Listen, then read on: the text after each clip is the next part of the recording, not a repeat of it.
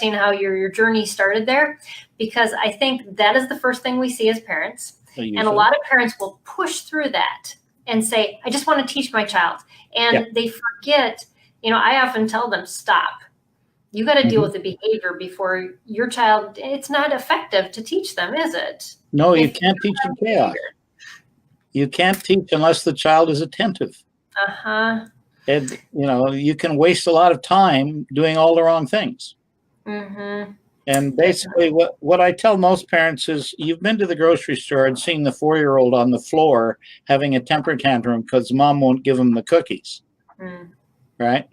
Yeah. Well, that's the end cycle of a lot of behavior being done badly. Right? Mom says no, and the child understands, well, that doesn't really mean no. If I keep pushing her, she'll cave.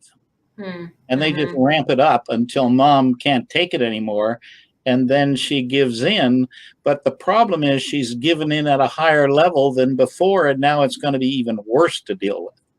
Right. So consistency is king in raising children. Those of us who are parents know that. Rarely do we get it, right much of the time. I know. Yes. We learn as we go. You do the best you can. But the thing is, you have to learn how to distinguish between appropriate and inappropriate behavior. And you have to learn to pay attention to the appropriate behavior and not pay attention to the inappropriate behavior. And the problem is, negative reinforcement, as it's called, works faster than positive reinforcement. Well, mom says, if you do that one more time, you're going to your room.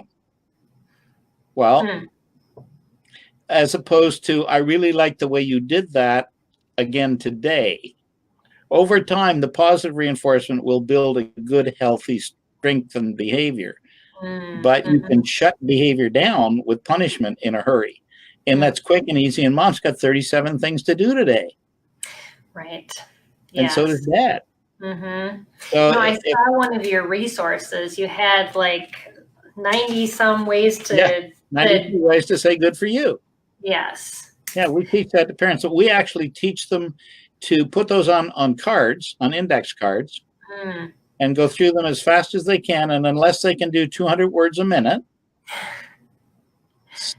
flipping those cards, or 50 cards, whichever comes first, and they don't have a wide enough repertoire to be able to reinforce a child in many different ways for the behaviors they're getting. It's a behavior most parents have to build before they can use it. It's modeling. We have to be able to model to our children the behavior we want them to have. And it's not the thing you're thinking about when you want to start homeschooling. It's like, I got to quick solve this problem with, this child. And most of us are in that situation where we're overwhelmed already. But yet we talk also to our parents about this deprogramming time, this time where you pull back from the school, especially if you take your child out of a public school, just to develop a new way of learning. Yes. And I think the relationship. Yes, the relationship is so important. And that really goes back to, this behavioral analysis you're talking about too. If the relationship isn't there. Well, you have to build that relationship, and you build it on the basis of praise and feedback and sometimes criticism, but gently so. Right, in love, definitely. Yeah. And the child, and it has to be consistent. If you are inconsistent with the child, they'll play that inconsistency all day long, and they will win and you will lose. Until they get to be about 16 and their whole world comes crashing down on them because they don't have any core values or core behaviors or strengthened, analysis or abilities to deal with situations. And that's really hard. Yeah. Well, and two, I've realized this. Everybody always said, watch out for those teenage years. They're awful. And yet, because we homeschooled and we worked on those relationships when they were younger, I loved my teenagers. Yeah. Again, you're there in the trenches day after day after day, and it's us against the world. And, it's a different relationship than putting them on the bus. Right. So yeah, that's another thing. Homeschoolers get knocked for a lot of different things, and I just don't get it. I mean, people tell me, well, you know, the kids are socially misfit. Well, I'm afraid not.